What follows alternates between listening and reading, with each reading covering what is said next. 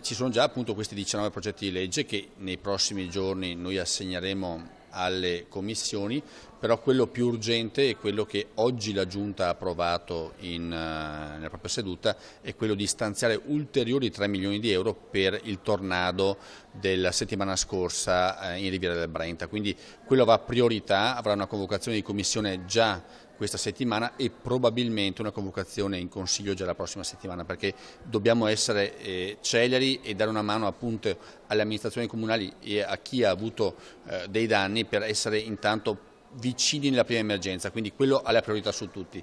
Gli altri sono cose che hanno già trovato modo di essere discussi e impostati fra i vari gruppi e vedremo nelle prossime settimane queste cose già nelle commissioni.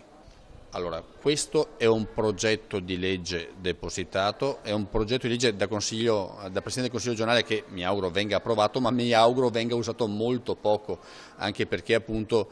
vorrebbe dire che alcuni argomenti hanno questioni di indecisione o questioni etiche magari da affrontare, quindi è una cosa che avrà il suo iter in commissione, che verrà approvata nel giro di qualche mese, però è una cosa che è stata messa nel programma elettorale e che vogliamo portare in aula per l'approvazione. È una cosa che può essere utile in certe situazioni, ripeto, però io mi auguro non venga inflazionata come è inflazionata in questo momento a livello nazionale, con il Parlamento che non può discutere di nulla, è una cosa che va utilizzata con il contagocce nei momenti giusti. Questa maggioranza è partita, mi pare, piuttosto bene, sta appunto lavorando in maniera corale, mi auguro appunto che questa cosa venga messa nello statuto, nel regolamento del Consiglio, ma che non sia utilizzata in maniera continuativa.